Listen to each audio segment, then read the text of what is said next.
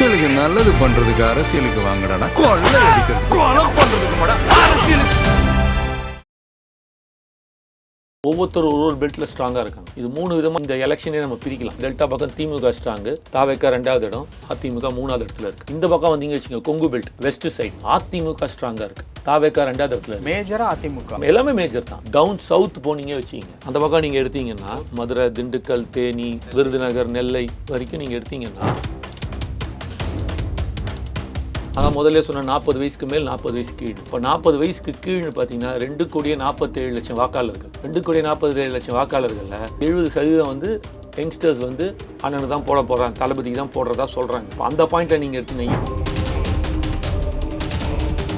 Delta மாவட்டத்தில் திமுகவுக்கும் தாவேக்காக்கும் போட்டி, கொங்கு பெல்ட்டை அதிமுகவுக்கும் தாவேக்காக்கும் போட்டி. 100-200 சீட்டு வித்தியாசத்தில் தான் போகும். கவுண்ட் 200-300 வாக்குகள் வித்தியாசத்தில் தான் போகும். இந்த முறை 234 தொகுதியில் 100 தொகுதிகளுக்கு மேல் 1000 ஓட்டு கீழே தான் எல்லாமே ஜெயிப்பாங்க. 10 வாக்குகள் வித்தியாசத்தில் தோத்தாலும் தோத்தது தானே, எம்எல்ஏ தானே. இப்படி தான் இருக்கு. இது எங்கே ஷஃபுல் ஆகும். அதனால தான் சொன்னேன், Chennai is going to be the king. அதுதான் வந்து எதுன்றது காட்ட போகுது. அந்த சீட் வேல்யூ ஏறுது இல்லை, இந்த சீட் கன்வர்ஷன் யாருக்கு உழுதோ அவர்கள் வெற்றி பெற வாய்ப்புகள் நிறையா இருக்கு.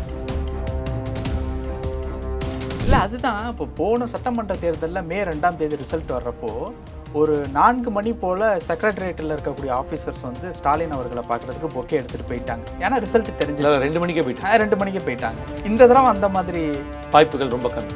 நான் கணக்கு போடுறேன், எல்லாரும் பணியூர் போய் பார்க்கட்டும். இல்லை, அது எத்தனை மணிக்கு?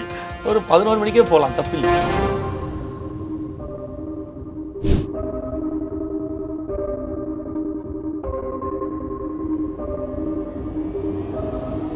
ரியல் ஒன் உறவுகளே, நடுநிலையோடு பொறுப்புடன் செய்திகளை வழங்கி பல லட்சக்கணக்கான மக்களின் நம்பிக்கையை பெற்ற நமது சேனலின் வளர்ச்சிக்கு உங்கள் ஆதரவு தேவை. இந்த ஊடக பயணம் தொடர்ந்து வலுப்பெற திரையில் தெரியும் QR கோட் ஸ்கேன் செய்தோ அல்லது டிஸ்கிரிப்ஷனில் உள்ள வங்கி விவரங்கள் மூலம் உங்களால் முடிந்த அளவு சப்போர்ட் செய்யுங்கள். உங்கள் ஒவ்வொரு ஆதரவும் நமது குரலை இன்னும் பல லட்சம் பேரிடம் கொண்டு செல்ல உதவும். ரியல் ஒன் நேயர்களுக்கு வணக்கம். இன்று நம்மளுடைய நேர்காணலுக்கு தமிழ்நாடு இளைஞர் கட்சியிலிருந்து திரு காமேஷ் அவர்கள் இணைஞ்சிருக்காங்க.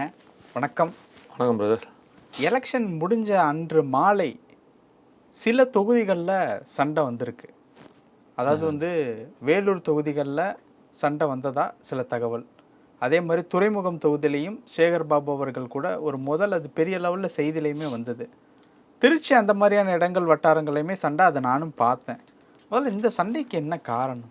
தோல்வி பயம்தான்.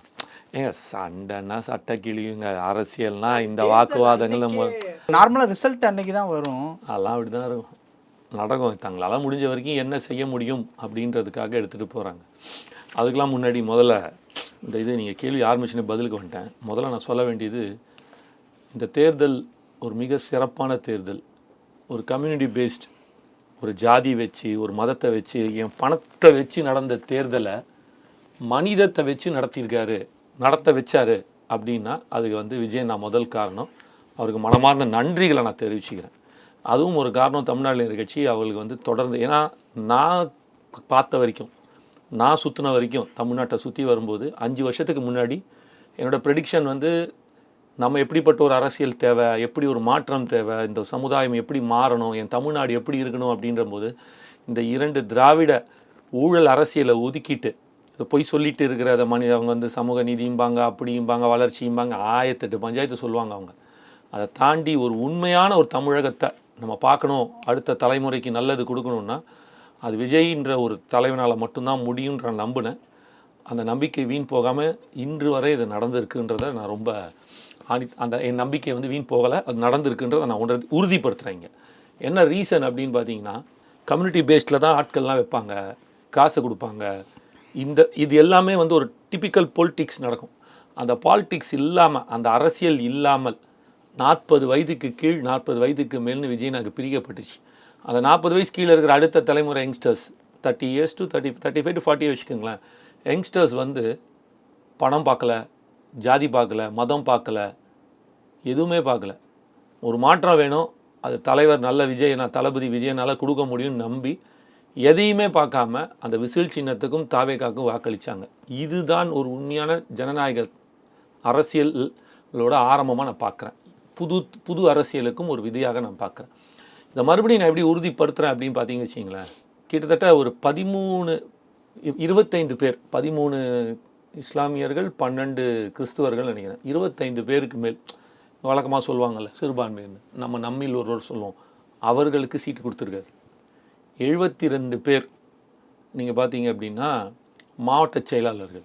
அந்த 72 மாவட்ட செயலாளர்களை கிட்டத்தட்ட எனக்கு தெரிஞ்சு மட்டுமே ஒரு 35 பேரில் 40 பேர், பாதிக்கு மேலே, அந்த 72 பேரில் ஒரு பாதி 40 பேருக்கு மேலே கூட இருக்கும், வந்து ரொம்ப சாதாரண விளிம்பு நிலை ஆட்கள், ஆட்டோ ஓட்டுறவர், கார்பெண்டராக இருந்தவர், சரிங்களா, இந்த மாதிரி வேலை செஞ்சவங்கள கூப்பிட்டு சீட்டு கொடுத்துருக்காரு. ஏன்னா இன்றைக்கி ஒரு கோடீஸ்வரன் தான் எம்எல்ஏவாக இருக்கணும்னா லட்சாதிபதியாக இருக்கணும். ஜெயிக்கிறது கூட இல்லை, நான் சொல்ல வருது கண்டெஸ்ட் பண்ணணுன்னாலே லட்சாதிபதியாக இருக்கணும், 40 லட்சம் வரைக்கும் செலவு பண்ணணும். அப்படியே நீங்கள் எம்பிக்கு போனீங்க வச்சுங்க, பாராளுமன்றம் ஆகணும்னா கோடீஸ்வரன் ஆகணும், 80 லட்சம் வரைக்கும் செலவு பண்ணலாம் அவன்.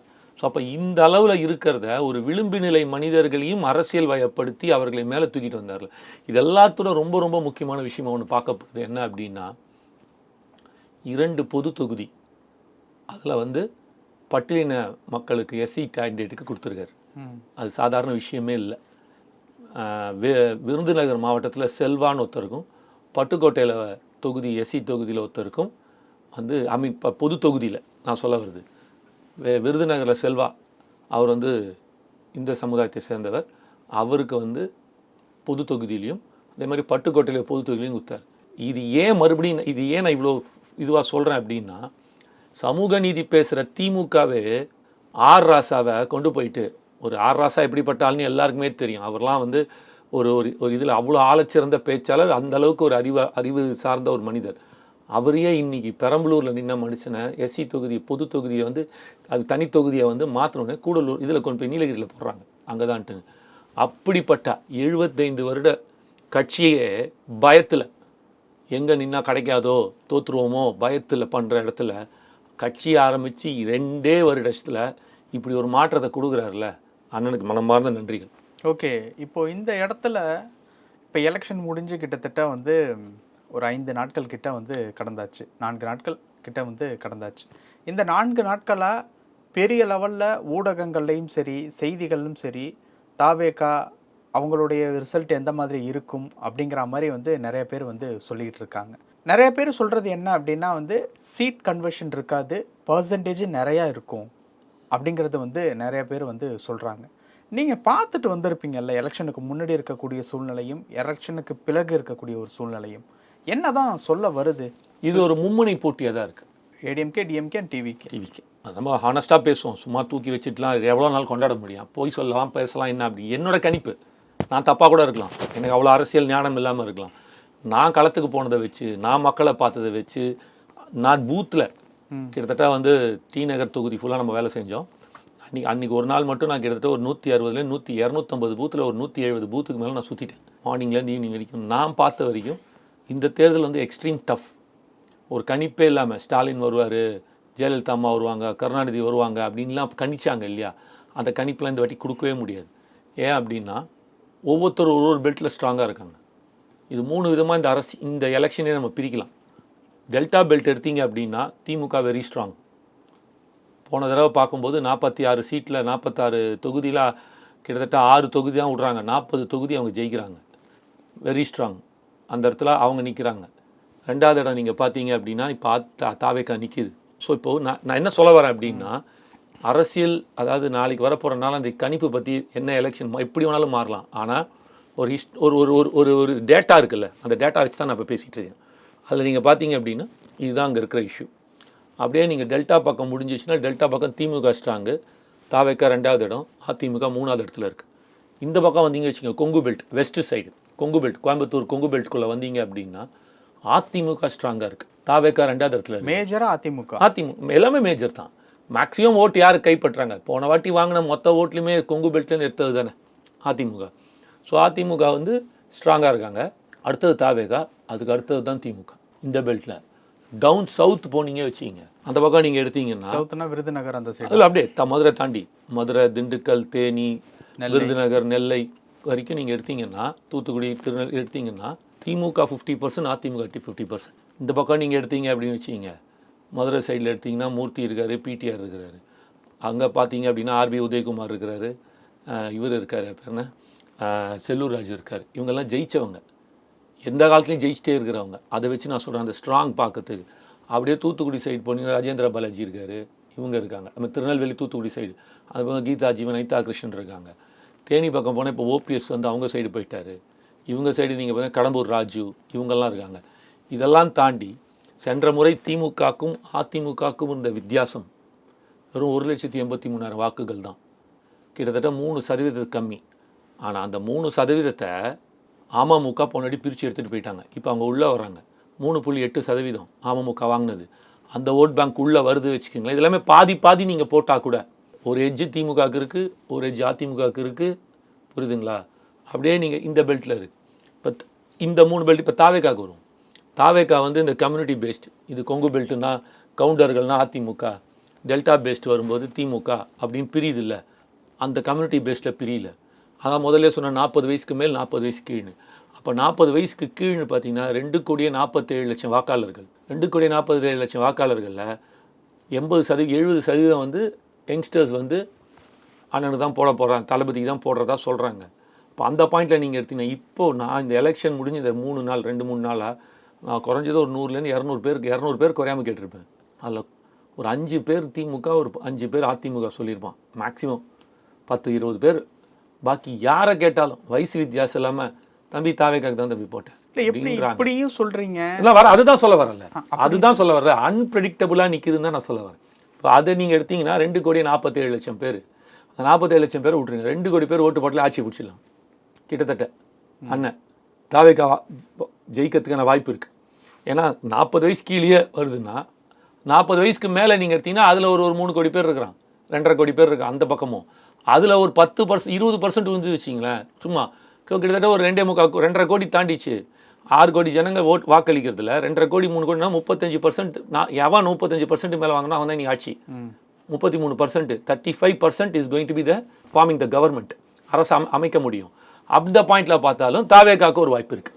ஆனால் இதெல்லாம் தாண்டி சென்னை தான் நிர்ணயிக்க போகுது யார் ஆட்சி அமைக்க போகிறாங்கன்றது.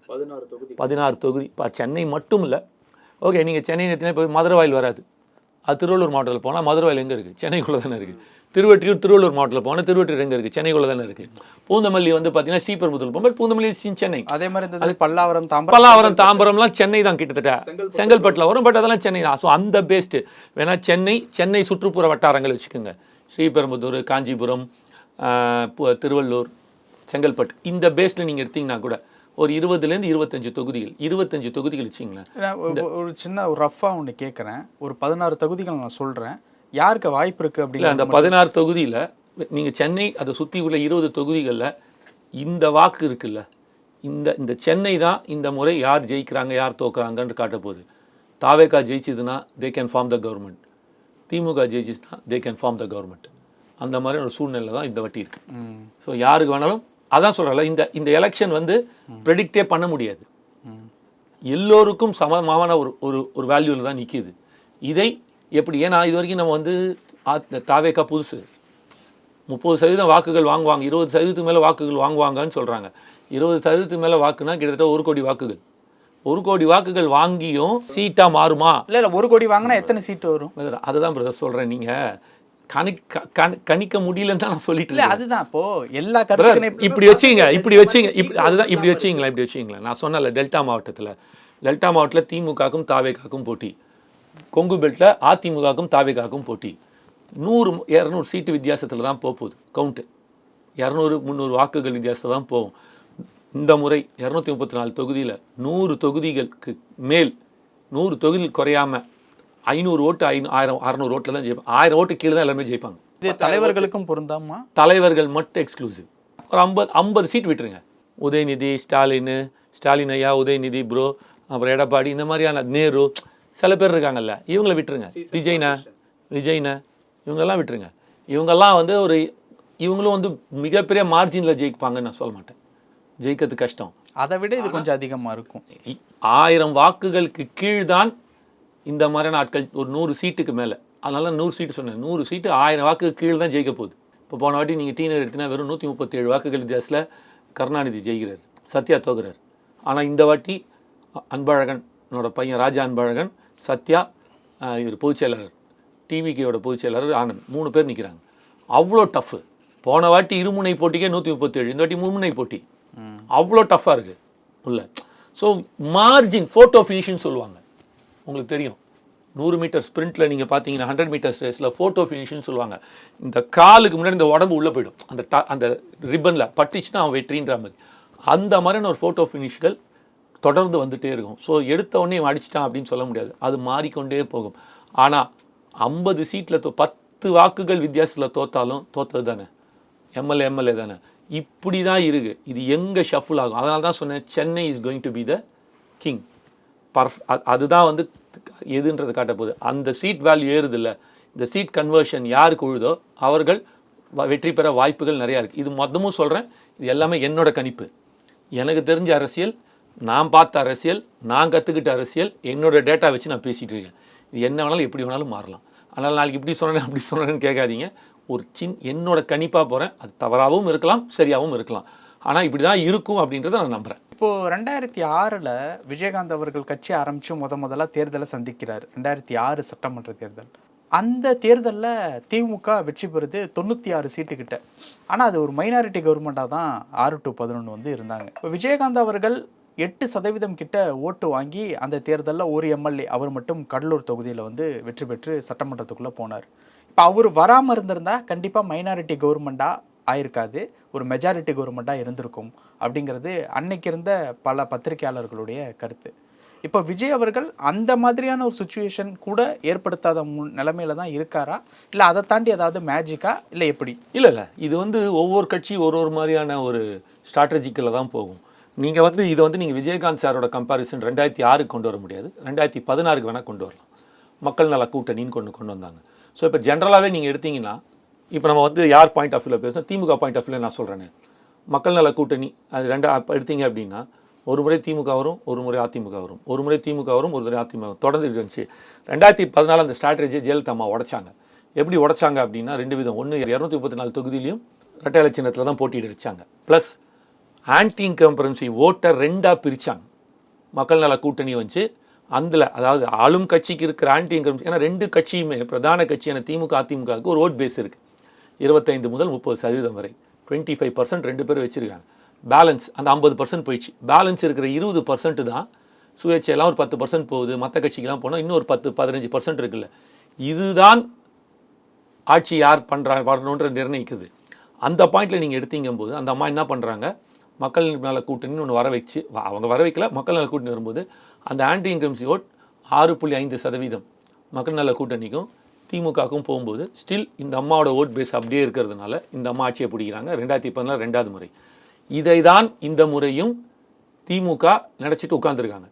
ஸோ விஜய் வந்தால் ஓட்டை பிரிப்பார், அப்போ நம்மளோட ஆன்டி இன்கம்சி ஓட்டு பாதியாக பிரியும்போது அதிமுக ஆட்சி அமைக்க. இந்த இடத்துல எனக்கு ஒரு கேள்வி, இல்லை இந்த இடத்துல எனக்கு ஒரு கேள்வி. டிவிக்கே பெரிய லெவலுக்கு பர்சன்டேஜ் உயர்ந்துச்சு அப்படின்னா அது திமுகவை பாதிக்காது. அதை தான் சொல்ல வரேன். இப்போ அதை தான் நான் சொல்ல வரேன்.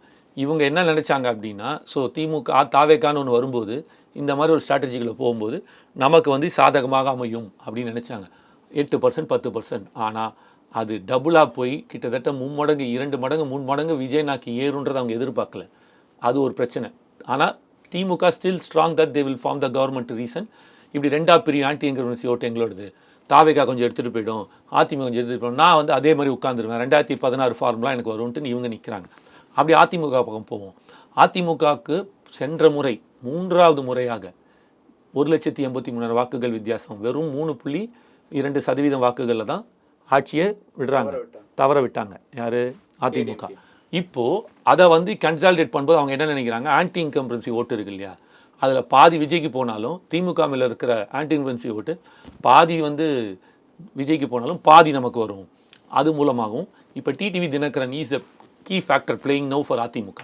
ஒருவேளை டிடிவி தினகரன் அதிமுக இல்லைன்னா அதிமுக ரேஸ்லேயே இல்லை, அதிமுக ரேஸ்லேயே இல்லை. கண்டிப்பாக வாக்குகள் வாங்குவார்கள், சீட்டு பெருசாக கன்வெர்ட் ஆகாது, ஆட்சியை பிடிக்க முடியாது, நான் தைரியமாக சொல்லலாம். ஆனால் அவர் வாங்கின அந்த 3.9% வாக்குகள் இருக்குல்ல, 3.9% வாக்குகள், அது யாரோடது? அதிமுகவோட அது ஒட்டு மொத்தமாக இப்போ உள்ள வருது.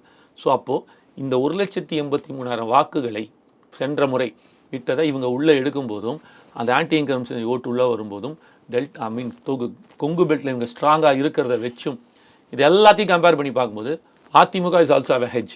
அவங்களுக்கு ஒரு ஹெட்ஜ் இருக்குது எடுக்கிறதுக்கு, ஃபார்ம் பண்ணுறதுக்கு கவர்மெண்ட்டை.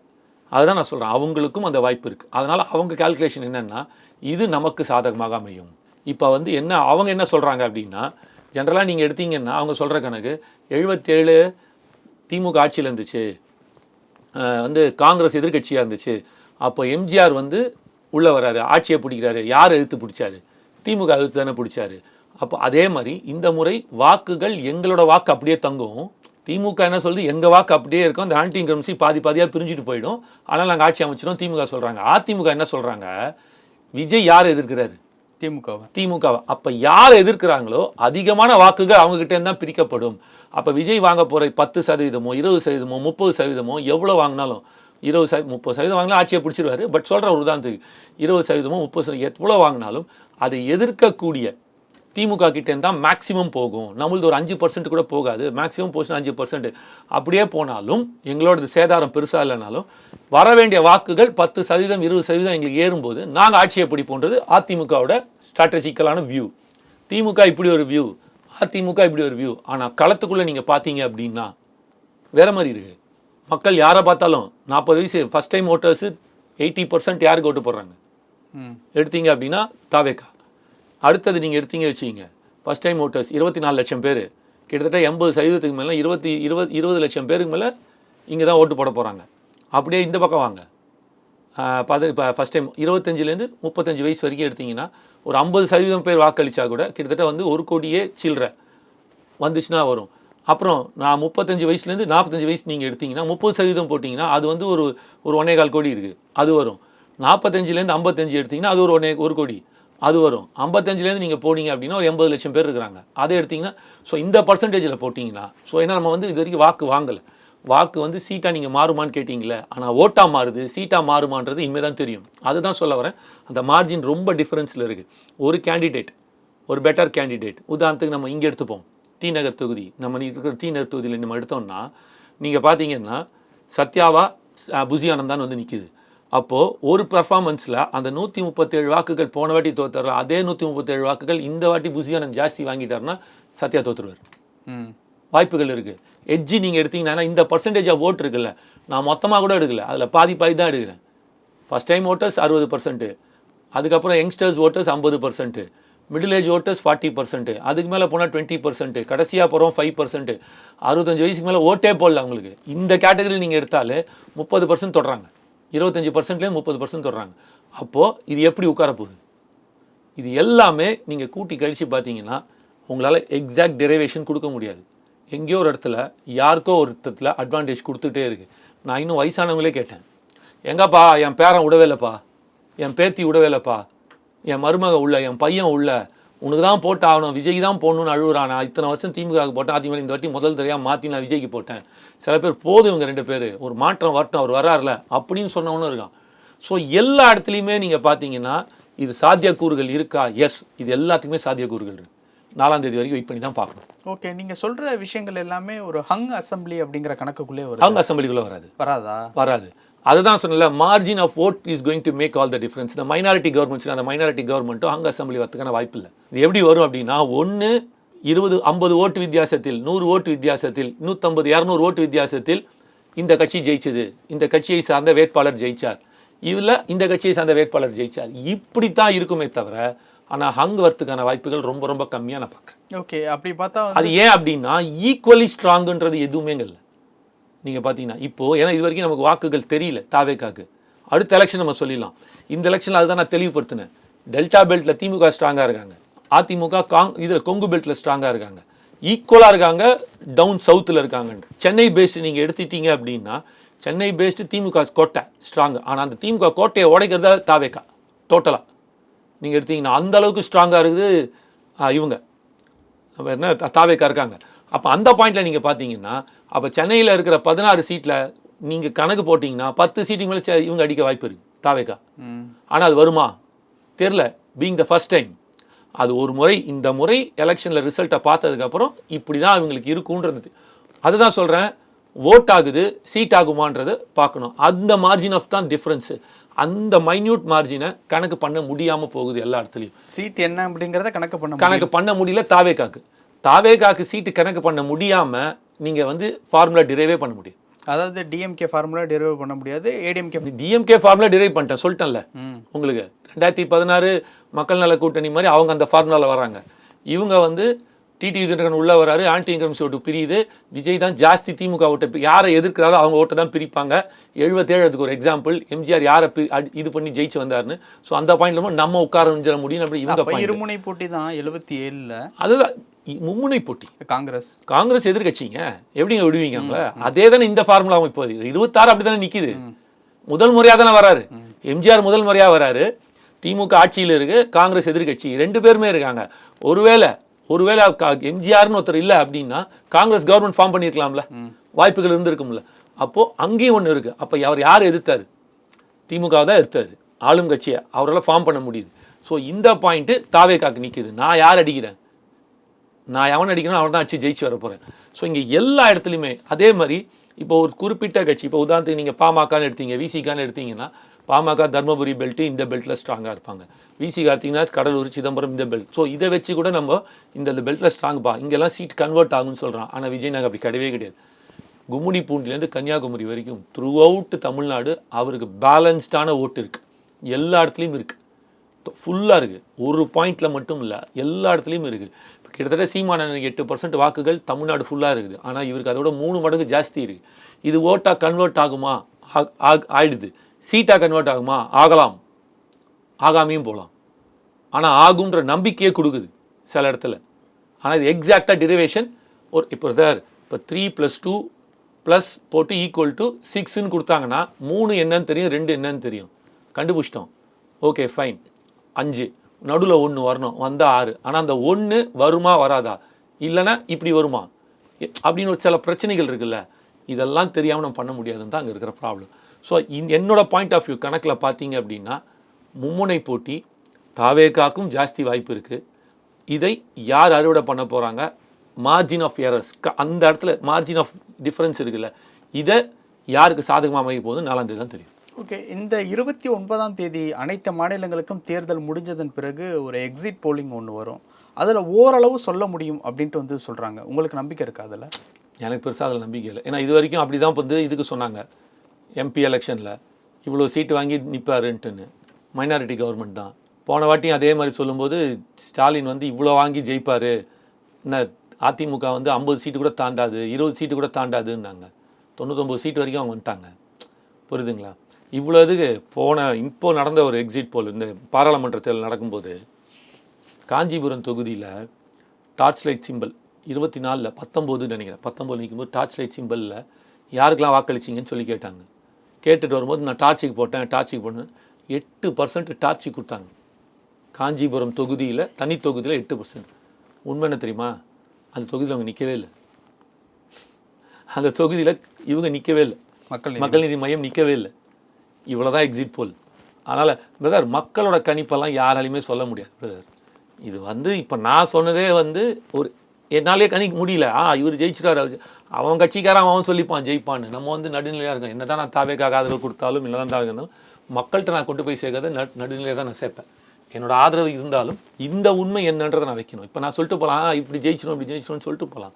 4ஆம் தேதி வரைக்கும் தான். அதுக்கப்புறம் அதனால் உண்மையை பேசணும் மக்கள்கிட்ட. அந்த உண்மையை சொல்லும்போது இந்த கணிப்பில் தான் நிற்கிது நான் பார்த்த வரைக்கும். இன்னி வரைக்கும் யாராலையும் ப்ரெடிக்ட் பண்ண முடியல இந்த கட்சி. இந்த 2024 அதுதான் புரட்டி போட்ட ஒரு ஜனநாயக புரட்சியாக நான் பார்க்குறேன். அதோட முதல் விதையாக அண்ணன் வந்து கொண்டு வந்து நிறுத்தியிருக்காருன்னு நான் பார்க்குறேன். 21ல் வானதி சீனிவாசன் அவர்களுக்கும் கமல் அவர்களுக்கும் கடைசி நேரம் வரைக்கும் வந்து ஒரு டஃப் வந்து போயிட்டு இருந்தது.